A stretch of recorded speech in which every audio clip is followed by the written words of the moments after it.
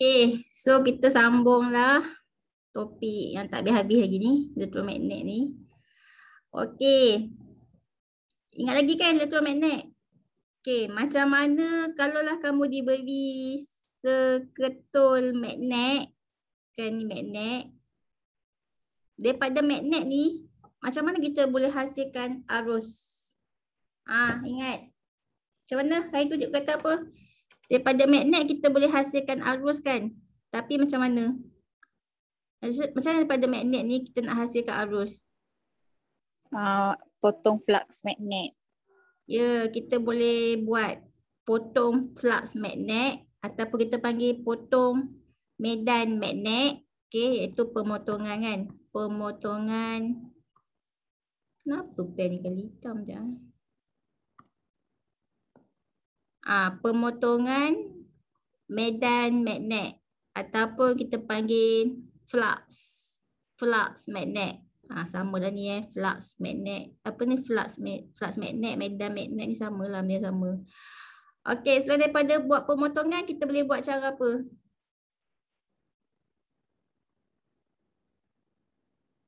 Selain daripada kita potong medan magnet, contohnya kan ni north, ni south kan. Ini medan magnet kan. North to south kan. North to south. North keluar, south masuk. Inilah medan magnet. So kita potong medan magnet tu, kita bolehlah hasilkan arus aruhan daripada pemotongan medan magnet. Okay, selain daripada cara pemotongan, kita boleh buat apa? Kita boleh buat cara apa? Respon. Kita kena buat apa ni? Medan magnet ni kena statik ke? Kena gerak. Kena gerakkan. Ya, kita kena gerak-gerakkan dia supaya medan magnet tu berubah. Okey, supaya medan magnet berubah-ubah. Dia mesti berubah-ubah 24 jam.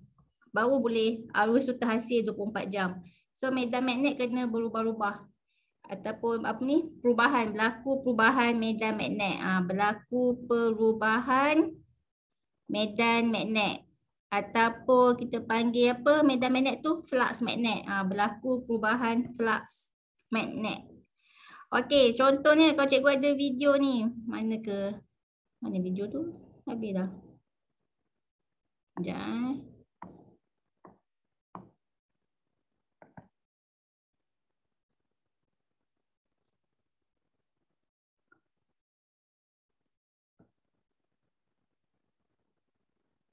Okey, contohnya ni. Ni kita tengok ni magnet. Ni magnet kat mana ni? Kat tayar basikal ni. Okey. Magnet north dengan magnet south. Okey, kejap So magnet tu kita mana dia? Tak ada ni So pada magnet tu, okey, kita letak apa ni? Yang color brown tu, color perang. Yang perang tu apa? Apa nama dia? Dawai. Dawai apa ni? Respon dawai Solenoid. Kita gelung-gelungkan je lah. So jadilah solenoid kan. So dawai ni color perang. Apa nama dawai ni? Apa jenis dawai ni? Yang warna dia warna perang. Kuprum. Ya, Kuprum. Okey, kita guna dawai kuprum lah. Kita lilit pada magnet. Okey, magnet yang merah dengan hijau tu. Sebab nanti kan aruhan kan nak terhasil. So kamu kenalah bagi arus tu mengalir dalam dawai. Okey, so dawai konduktor yang paling baik adalah dawai kuprum. Okey, so macam mana nak bagi arus aruhan terhasil daripada magnet hijau dengan magnet merah ni? Kamu kena buat apa? Boleh ke magnet ni statik je lepas tu terhasil arus aruhan? Tak boleh kan? Kita kena bagi dia medan magnet ni berubah-ubah kena berlaku perubahan medan magnet. So sebab tu kita kena kayuh basikal. Okey, so bila kita kayuh basikal, magnet pun berpusing. So medan magnet dia berubah-ubah lah, terhasillah arus aruhan. Okey, mengalir dalam dawai dan ke mentol. Mentol pun menyala. Sebab tu lah kita kena, bila kamu kayuh je basikal, mentol menyala. Tapi kalau kamu stop kayuh, mentol tak menyala. So ni namanya apa ni? Masa Science Form 3 kamu belajar tajuk apa ni? Kita panggil apa ni? Yang ada magnet, ada gegelung dawai. Apa dia? Apa dia bang? Dynamo Ya, ini adalah dynamo. Inilah dynamo, okey. Yang kamu duk belajar-belajar apa? Pasal dynamo kan. Dynamo apa? DI dynamo. DY ke DI?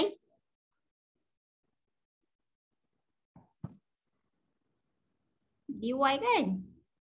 Dynamo. Okey. So dalam dynamo ni lah dia ada magnet, okey, dan juga ada gegelung-gegelung kuprum ni. Sebab nak hasilkan arus aruhan yang ni lah untuk menghasilkan arus aruhan. So arus aruhan akan mengalir ke mentor dan mentor menyala. Okey. Tu tentang dynamo basikal. Next apa lagi? Kita pergi try tengok yang ni pula. Okey, contoh lain. Kalau cikgu tunjuk video ni pula, mana ke? Sekejap Mana video dia? Cikgu rekod ke? Cikgu tak rekod Oh dah rekod dah. Ikut. Okey.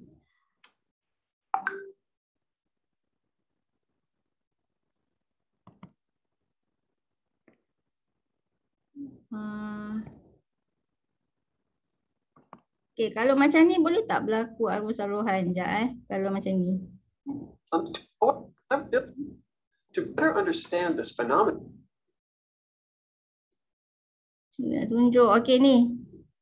Sekejap Okey. Macam ni Okey, ni kita ada magnet. Okey, lepas tu yang ni Swiss lah. Okey, ni Swiss. So Swiss tu kita akan hidupkan. So arus mengalir. Okey, arus mengalir. Okey, Swiss tu hidupkan. So nanti kan okey, kamu tengok apa jadi. Okey, bila dia hidupkan Swiss ada medan magnet. Bila dia off tak ada medan magnet kan. Bila dia hidup ada medan magnet. So medan magnet tu on off, betul tak?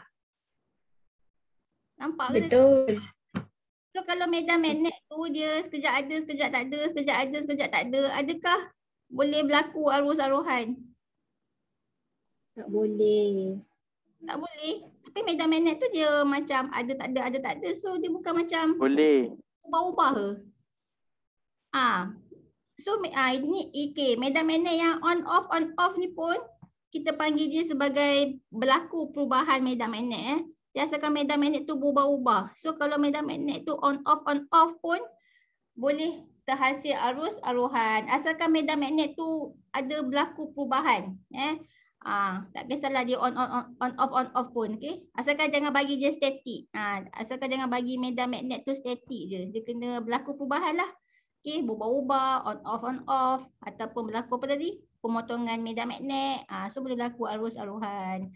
Okay, so setelah pasal tu, kita pergi lain pula lah. Okay, kita pergi ni. So hari tu cikgu dah ajarkan macam mana nak hasilkan arus terus, macam mana nak hasilkan arus ulang alik kan. Kita guna penjana kan. Ada penjana arus terus dengan penjana arus ulang alik. Ingat lagi ke?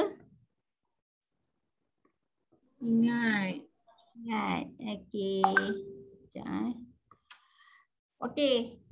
So ni sumber arus terus. Okay, ni dia pakai ni simbol battery lah, circle ring kan. Circle ring. So ni yang panjang terminal positif, yang pendek terminal negatif. So arus mengalir daripada terminal positif ke negatif. Jadi dia punya arus dia satu arah saja, okay.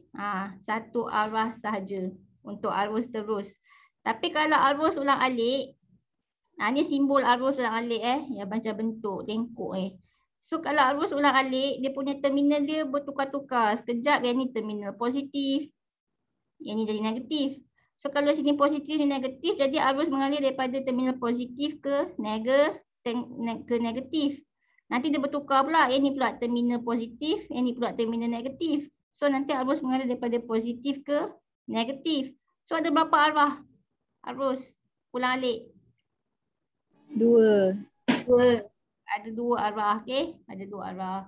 Jadi, ni nak belajar ni lah macam nak bandingkan arus terus dengan arus ulang alik. So kan kalau kamu nak tengok arus terus, nak tengok arus ulang alik, kita boleh guna OSK. OSK tu apa? Osiloskop sinar katod. Kat makmal kita ada. Okey, osiloskop sinar katod ni kamu akan belajar detail dalam tajuk elektronik. Yang cikgu tak masuk lagi tu elektronik. Okey, mungkin minggu depan lah kot. Sampai habis tajuk ni. Okey, so osiloskop sinar katod macam ni rupa dia Mana rupa dia? Ni lah rupanya osiloskop sinar katod. Kat makmal kita ada sebiji nampak kan yang cikgu share ni, nampak? Nampak. Okey. So osiloskop sinar katod ni dia boleh mengkaji gelombang arus elektrik. Okey, kalau arus terus bentuk dia macam dalam handout ni. Ni nampaklah kamu nampak. Okey, dia akan nampaklah ni. Ni arus terus. Cikgu buat ni Dia straight je. Ni arus terus. So kan nanti kan osiloskop sinar katod kita sambungkanlah pada cuba kalau kamu sambungkan pada bateri kan. Pada bateri energizer kan. Arus terus. So kamu akan nampaklah arus terus dia akan straight je pada skrin. Lepas tu kita boleh tengok berapa voltan dia. Adalah cara dia nak tengok voltan dia. Contohnya kalau bateri energizer tu dia labelkan dia 3 volt. Nanti kan pada skrin osiloskop sinar katod ni pun dia akan tunjuklah 3 volt. 3 volt dia akan buat 3 petak. Nampak ke? 1, 2, 3. 3 petak kan. So tu menunjukkan dia adalah 3 volt. Macam itulah. Okay. Okay, tu arus terus. Kalau arus ulang-alik, kamu sambungkanlah pada bekalan arus ulang-alik. Ni simbol arus ulang-alik. So kan nanti dia akan tunjuk pada skrin osiloskop sinar katod, dia akan tunjuklah arus ulang-alik bentuk dia atas bawah. So nampak macam naik turun kan. Ni adalah arus ulang-alik. Okay. So daripada arus ulang-alik ni kan kita boleh kira apa? Nanti adalah keluar soalan je. Kamu nampak kan dia macam tajuk gelombang kan. So dalam gelombang ingat lagi tak formula-formula yang dalam gelombang tu masa form 4? Masa form 4 daripada gelombang yang bentuk macam ni kita boleh kira frekuensi kan. Frekuensi apa formula nak kira frekuensi? Siapa ingat? Ya, F sama dengan 1 per T. F sama dengan 1 per T. T tu apa? Tempoh untuk buat satu gelombang. Ya, tempoh masa untuk membuat satu gelombang lengkap. So kalau satu gelombang lengkap, kalau macam dalam skrin ni satu gelombang lengkap dia yang mana? Yang inilah, mana ke? Dia naik, lepas tu dia turun dan naik balik. Ni kita panggil satu gelombang lengkap. So nanti adalah dia bagi tahu masa dia kan. Tempoh dia. So daripada tempoh kita bolehlah kira frekuensi dia. Okay, frekuensi untuk arus ulang-alik. Okay. Lepas tu apa lagi? Kapasitor. Okay, kesan mengalihkan arus terus dan arus ulang-alik melalui kapasitor. Okay, kapasitor tu apa? Okay, kita tengoklah kapasitor tu apa. Kapasitor.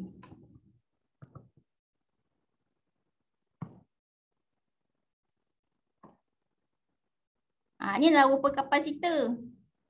Pernah tengok?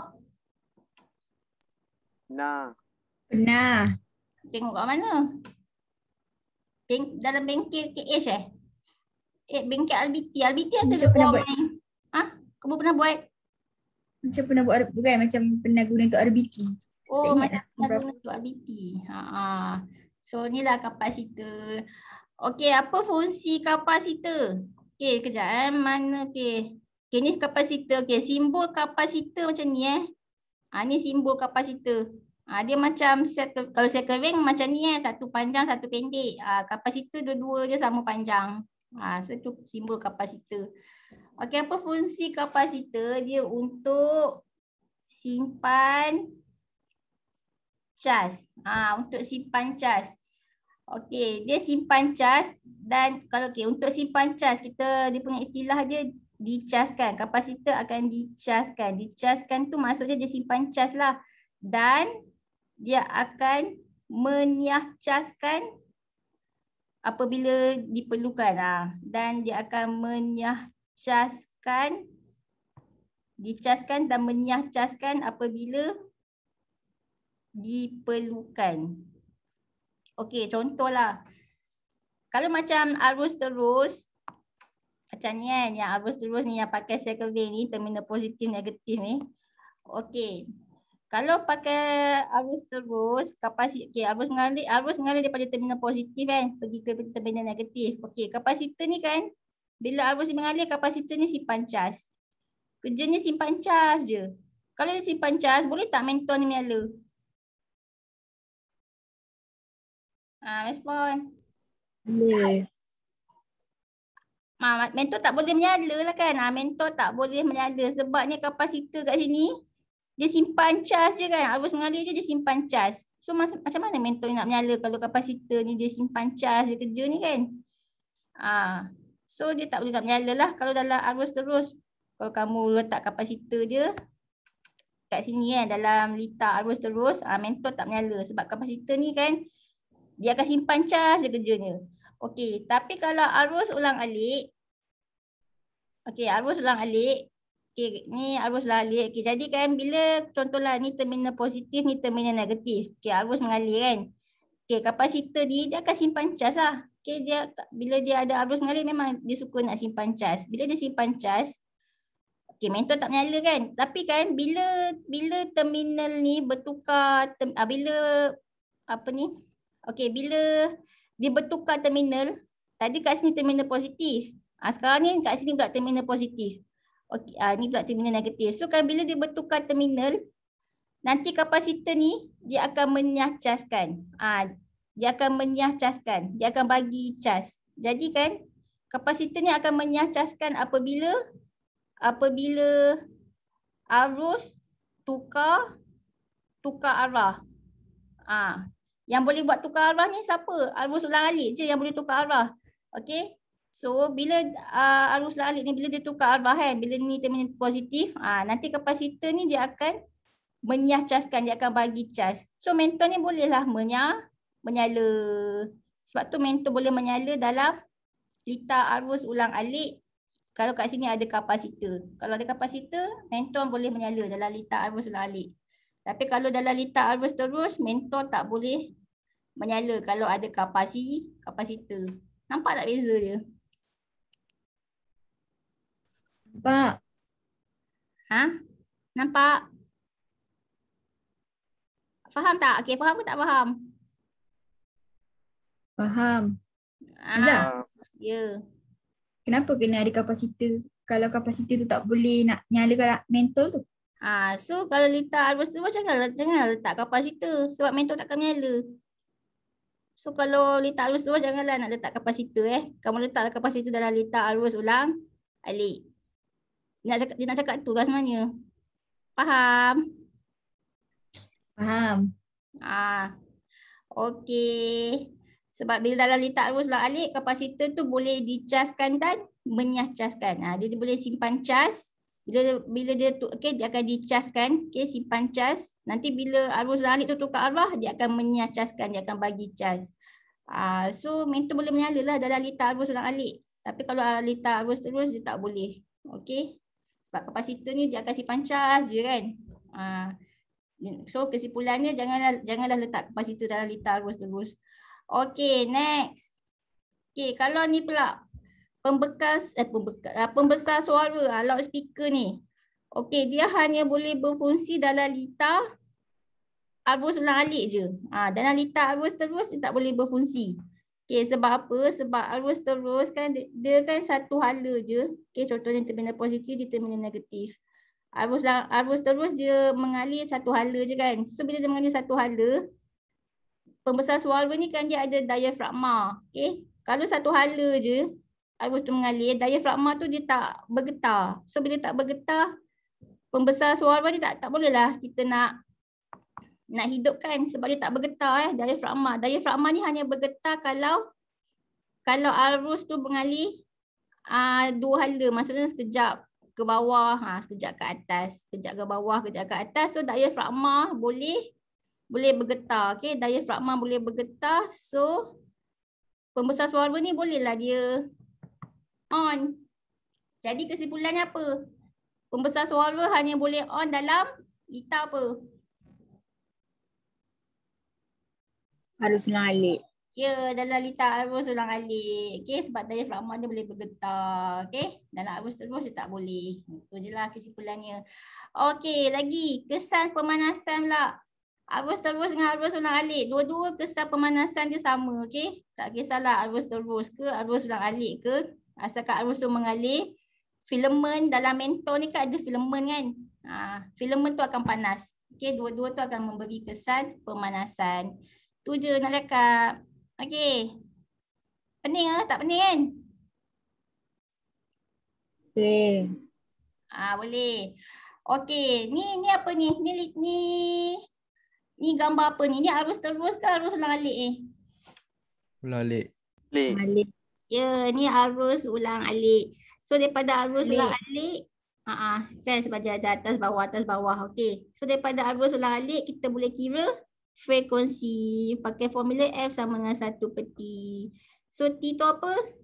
T tu adalah tempoh masa untuk buat satu gelombang lengkap. Kan? Satu gelombang lengkap. So kalau satu gelombang lengkap macam ni lah. Dia naik, dia turun, dia naik balik. Ni kita panggil satu gelombang lengkap. So nanti daripada kita tengoklah masa dia. Berapa saat dah kita boleh kira frekuensi. Okey, jadi try jawab soalan ini. Ni dalam handout tak ada kot. Okey, ni arus ulang alik. Dia tanya, apakah arus puncak? Mana puncak? Okey, berapa arus okey, apakah arus puncak? Tengok puncak dia. So berapa arus dia? Respon. 5 ampere. Ya, 5 ampere. Okey, 5 ampere kan. Tengok sini je 5 ampere. Okey, next. Apakah tempoh arus ulang alik? Tempoh je. 0.4. Ya, 0.4 ke 0.04? 0.04. 0.04 saat. Mesti ada unit. Cikgu dah kata dalam fizik mesti ada unit. Tapi kamu jawab dalam peksa, unit pun tak ada. Cikgu dah kata kan kena ada unit. Kan cikgu kata kalau tak ada unit dosa kan. Tak adalah markah. Buat penat je korang kira. Tapi tak letak unit. Tak letak unit tak ada markah. Memang tak ada markah. Ingat ke? Cikgu dah tanda tau jawapan ni. Adalah 2-3 orang cikgu tanda. Yang lain tu tunggulah masa kan cikgu send balik jawapan. Send markah. Okey. So bila buat jawapan fizik mesti ada unit. Okey. So unit untuk tempoh saat. Ni kan saat. Okey, next frekuensi. Maksud nak kira frekuensi. F sama dengan 1/T. Kira dapat berapa frekuensi dia? 25 Hz. Ya, 25 frekuensi kan unit dia Hertz. Ataupun tiba-tiba lah waktu tu kamu blank apalah unit frekuensi yang tiba-tiba tak ingat langsung kan. Tak apa, kamu boleh je buat 25. Ni kan saat ni kan. So saat, jadi saat apa ni? Saat bawa naik atas jadi apa? Saat -1. -1. Macam ni pun boleh juga. Asalkan ada unit, mesti ada unit. Okey. Okey, tu je. Okey, next. Kita sambung. Okey, lagi satu cikgu nak tegur. Okey, alalang kan. Okey, dalam fizik ni memanglah kamu nampak macam susahnya fizik ni kan pada sangat konsep kan, untuk AP kan, konsep elektrik lah, elektromagnet lah kan. Tapi dalam kertas soalan dia, kejap kenapa cikgu begini ya? Okey, dalam kertas soalan, kamu perasan tak soalan dia bukannya 100% dia tanya pasal konsep, betul tak? Kan? Korang setuju tak? Betul.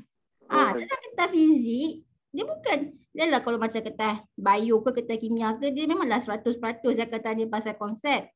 Tapi dalam fizik, bukan 100% pun dia tanya pasal konsep sebab dia tanya pasal konsep pun dalam 70% kot ke 60%. 60% je tanya pasal konsep fizik. So kalau kamu boleh je nak skor sebab dia ada je soalan yang macam ni. Yang korang boleh dapat markah. Mana yang boleh dapat markah? Mana ke sekejap Yang kamu suka tinggal tu tengok soalan dia pening. Padahal taklah pening mana pun. Contoh dia macam ni. Soalan esei ni yang korang pening sangat kan. Pening ke ni? Ni soalan pening ke? Sekejap ni soalan pening. Kenapa you tak ada contoh ni? Okay. Adakah ni soalan pening? Pening ke soalan ni? Yang nak naik Gunung Kinabalu ni nak pakai pakaian apa? Beg galas nak guna apa? Pening ke soalan ni? Ini soalan apa? Ni bukan soalan konsep fizik sangat apa. Ni soalan apa? Ni kita panggil soalan logik. Kan 10 markah. Banyak tak markah dia? Banyak. Tapi jawab pun tak nak. Kan? Jawab pun tak nak. At least dapatlah markah kan? Contohlah pakaian pendaki ni Takkan korang tak boleh sebut pakaian je tebal. Dah dapat 1 markah. Lepas tu apa lagi? Soalan logik. Yang ni. Contohlah kamu tengok roket ni macam malas nak jawab roket ni. Macam pening ni tengok konsep fizik. Tak apa. Korang boleh jawab yang ni Ni pun soalan. Ya Allah. Ini pun soalan logik. Tak adalah konsep fizik sangat pun. Ni soalan logik. Ni 10 markah. Takkan kamu tak boleh agak ketinggian lobi minyak ni nak tinggi ke nak rendah ke? Kan boleh jawab.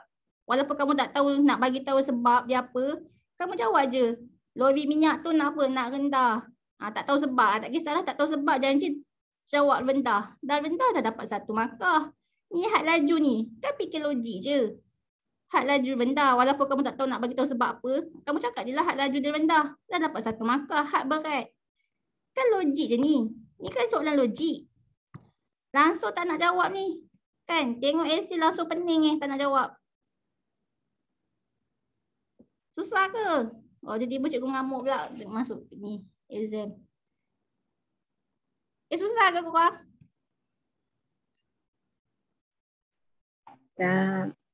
Tak kan? Fizik kan cikgu kata dia ada soalan logik kan. Kamu boleh dapat markah banyak dekat soalan logik tu. Sebab dia bukan 100% konsep pun. Dia ada pasal logik-logik. Logik tu boleh dapat markah kan.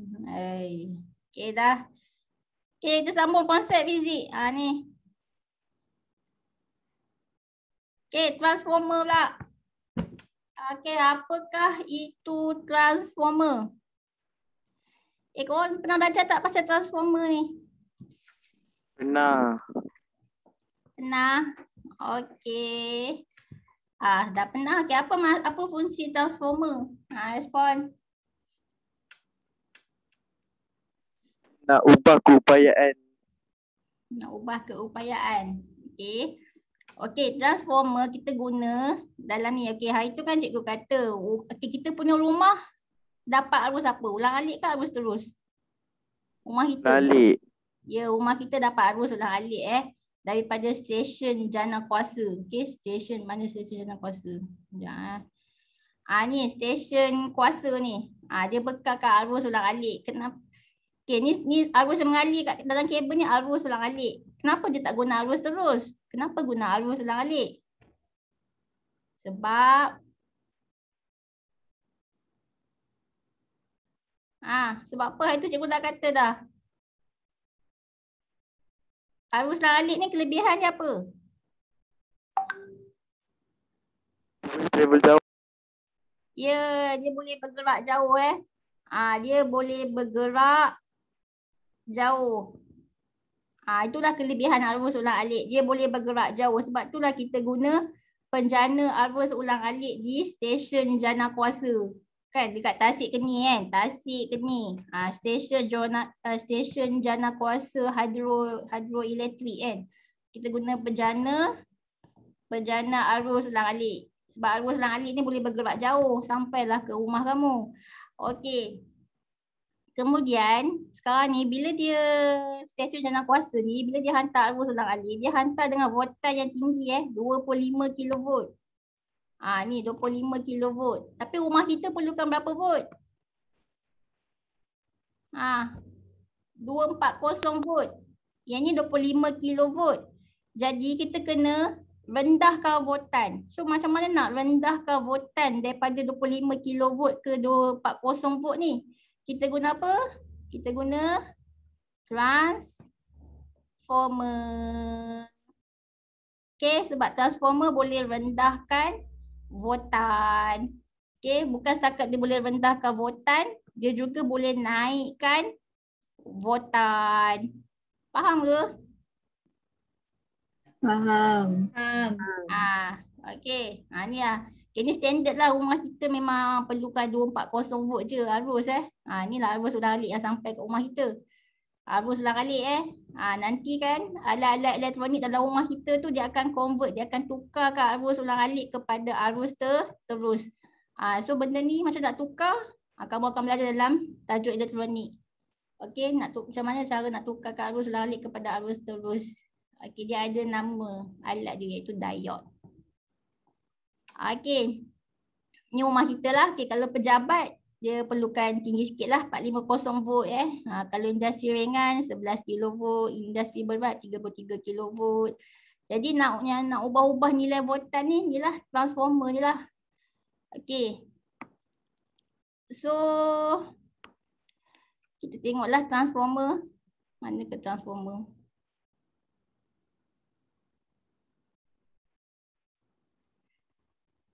Mana ke? Okey, ni transformer. Jadi transformer fungsi dia boleh untuk turunkan voltan untuk turunkan voltan output. Dia bukan setakat boleh turunkan, dia juga boleh naikkan juga untuk naikkan voltan output. Okey, so ni transformer, kita kena lilitkan gegelung. Dawai apa ni? Agak-agak dawai apa? Nak lilit ni, mestilah dawai konduktor yang bagus. Dawai apa yang paling bagus? Dawai dawai apa kelas? Ya, dawai kuprum konduktor yang paling bagus. So kita perlukan 2 set. Kita nak buat gegelung primer dengan gegelung sekunder. Kita akan lilit pada teras besi lembut. Kenapa guna teras besi lembut? Sebab sebab apa? Nombor magnet. Sebab ada ayat dia. Mudah Apa? dimagnetkan dan dinyah magnet. Ya, mudah dimagnetkan dan dinyah magnetkan. So dia ada kaitan juga dengan elektromagnet. Nak buat transformer ni. Okey, mesti guna teras besi lembut. Kita lilit lah dengan dawai-dawai kuprum ni. Kita buat gegelung primer, gegelung sekunder. Okey, kenapa kena guna sumber arus ulang-alik? Nak buat transformer kenapa tak boleh guna sumber arus